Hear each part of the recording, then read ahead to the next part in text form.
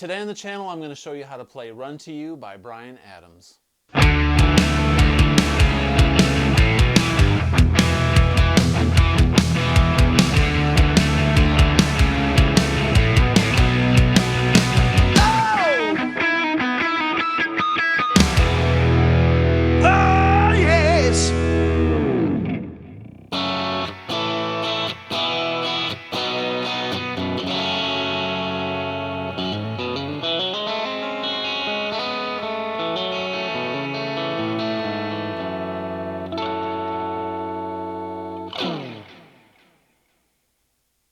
Hey everybody, welcome back to the channel. Today I'm going to show you how to play Run to You by Bryan Adams.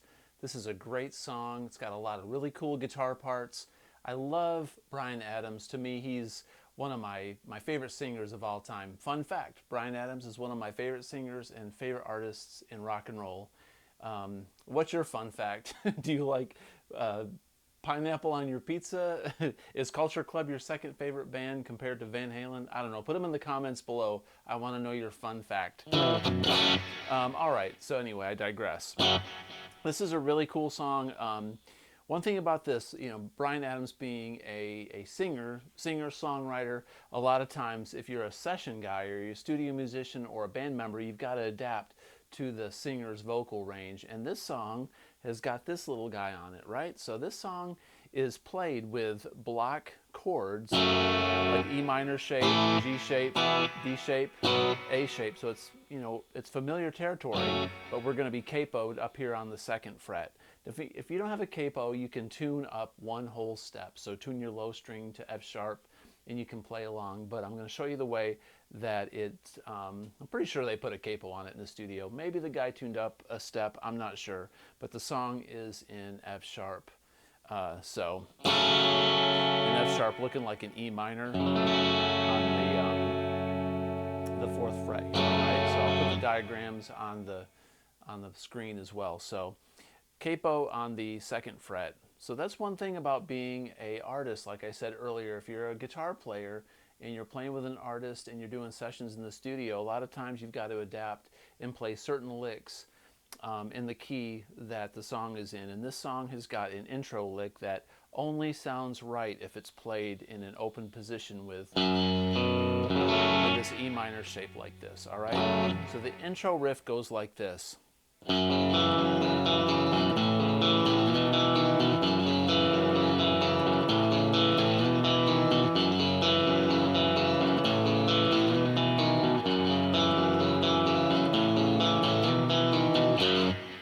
Okay, cool. So there's two things that you got to understand when playing this riff to make it sound right. You got to have these notes have to ring out so they sound, so they drone on through this lick. All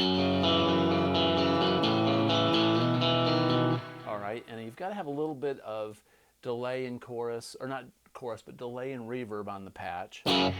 That's what my patch sounds like. Run through my Fractal Axe8. I've got a Sir Badger model, but you've got just a little bit of hair on it, right? It's cool. It gives you headroom. It's kind of like 5 o'clock shadow, when you look your best, when you're not clean shaven, but you don't have like full grizzly, you've got that little bit of stubble showing through. You're putting a little bit of stubble on your guitar tone, and it makes it just so badass. And then when you dig in for the choruses, you can turn up the volume a little bit and get a little bit more stubble, right? But it gives you that that gritty, nasty rock and roll quality, and it's not brittle. It's pleasing on the ear. Okay? Now, playing this riff, that's actually an F sharp dominant 7. Believe it or not, but we're going like this. That's that riff.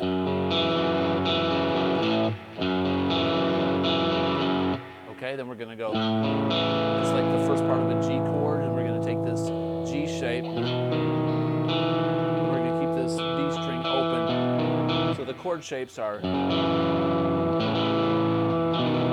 like that, but the arpeggiation goes like this.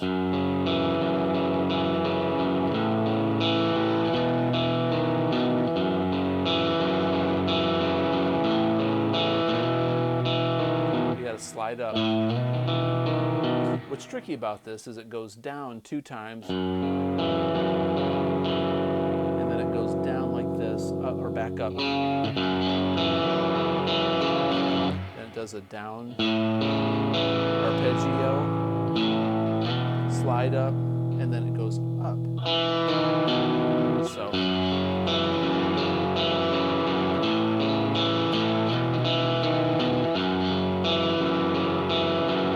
okay, if you can palm mute it a little bit too, like, and let your palm off the strings once in a while to give that airiness, and then you can put your palm back on it. I really like that chord. It sounds a lot like Def Leppard Hysteria. Pretty much same chord, right? So, all right, so one more time.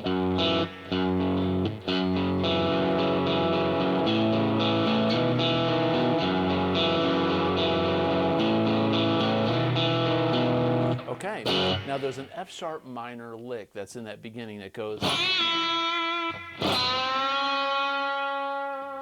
So I'm in F sharp minor pentatonic. So if this capo wasn't here,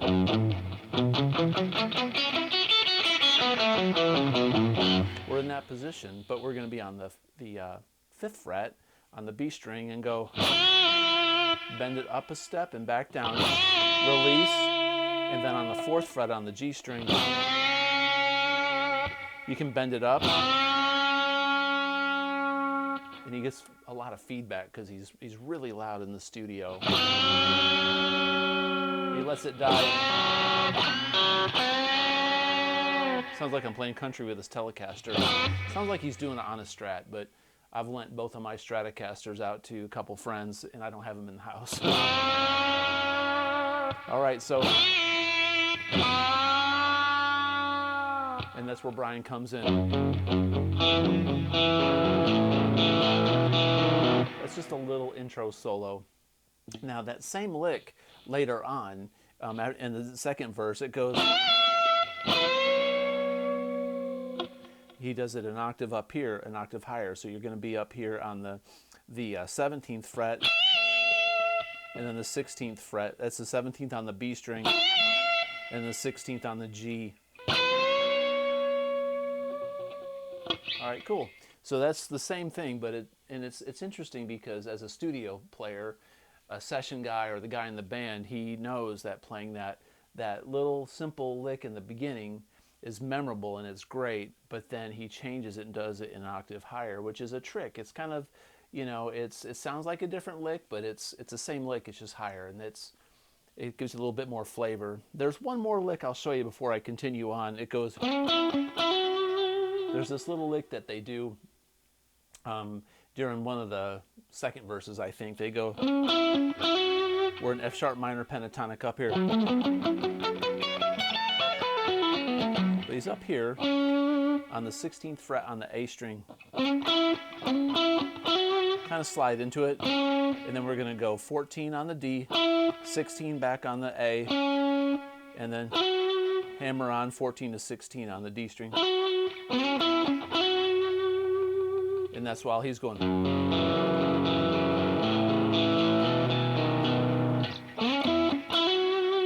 I think he says, "You've got a love for me that'll never die." That's when he does that lick, okay? All right, now the chorus goes like this, or the pre-chorus, after he does the verse for a while.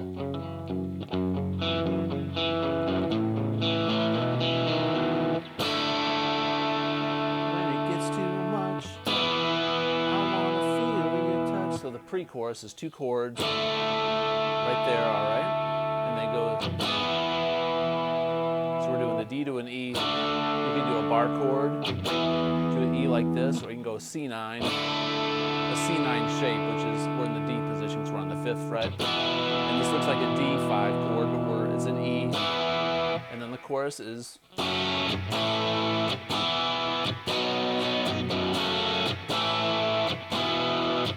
So if you're playing it like, if we weren't in F sharp, this would be an E minor. If we were down here, E minor shape, a G shape, a D5 shape, to an A shape. All right, but up here in F sharp, it's F sharp minor, A, E, D. could play these chords down here also. You could play an F sharp if you wanted to double the part. If you had another guitar player in the band, you could double F sharp, A, E to B. Now when I do this chorus, I'm turning up the volume a little bit to get that grittiness to come up a little bit more. I'm really digging into it. Now if you don't have a lot of distortion, and this tone lends itself well to a little hairy, kind of distorted, but not too overdriven, you can hear all these notes in these chords, which is really important because that first chord is a F sharp minor, and you definitely got to hear that minor. The rest of these chords are kind of like 5 chords. They don't put a lot of thirds in them. Now you got to do some punctuated stabs on these chords. I hit one, and I palm mute. See how my palm went against the strings like this? And we're pushing. A push is like if you push somebody, like, you know, if you're like, you know, Mike Tyson pushing Jake Paul, you know, you gotta push. And a push is like anticipating the beat. Push, palm mute. Hit, switch to the chord, palm mute. Push, next chord, push.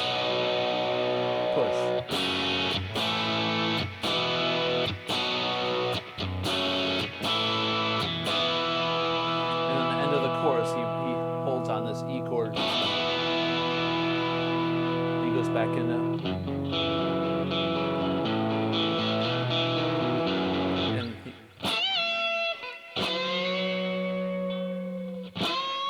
I think it sounds better to take this G and bend it down. Go. You can let it die. That's just my personal preference. Okay, now we're getting towards this little guitar solo interlude in the middle, which is really interesting. All right, so in the middle of the song, he does this thing that goes.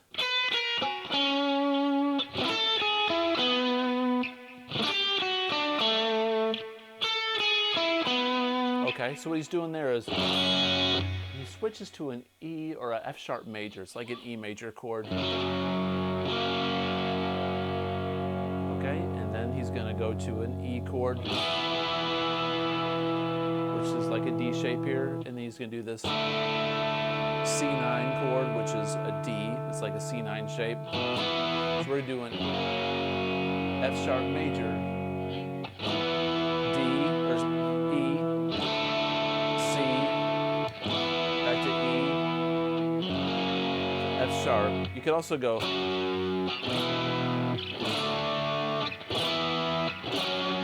It sounds interesting because when the bass players all over the place, when they're doing this E shape on the F sharp major, the bass player is going. Sometimes he's playing a third on top of that chord, so that sometimes the chords don't quite sound like they actually are, because the bass movement is very interesting.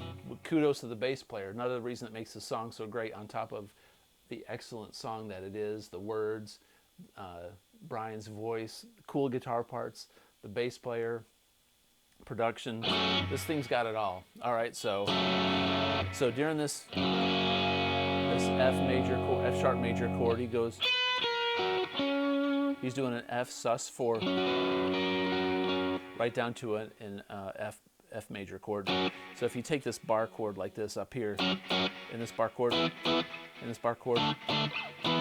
F sharp, E, D, E, F sharp. You just take the top parts of this chord and go sus4. It's like Panama. Or, you know, we all know these sus4 chords, so go down 2 frets, 2 more frets down,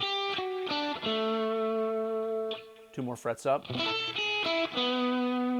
Now you can go crazy. You can do rakes into it. You could actually bend up and go.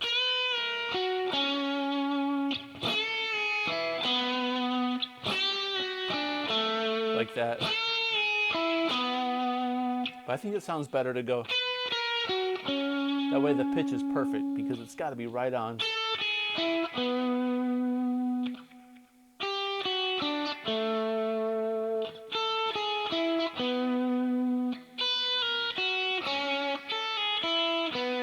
So,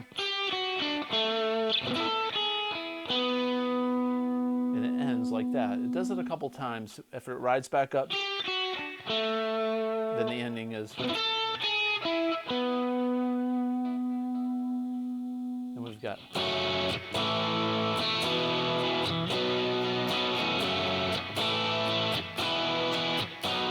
And the band kicks back in, right? So there you go. There's Run to You by Bryan Adams. Easy song, pretty much in format and structure. Really interesting guitar parts. A lot of cool stuff going on with capo, chord voicings, letting notes ring out, playing the right notes at the right time, the bass player doing the right thing, and the whole band listening to each other. So sometimes music doesn't have to be athletic and complex as far as all kinds of dexterity, but music can be very complex from a structural standpoint and the way that it's approached in the studio to make all the parts make something that's just a beautiful piece of music. So that's part of this lesson, and also the technical side of the guitar playing. Hope you learned something. Hope you enjoyed it. If you'd like this kind of content, consider subscribing, comment below, and as always, have a great day. Peace out.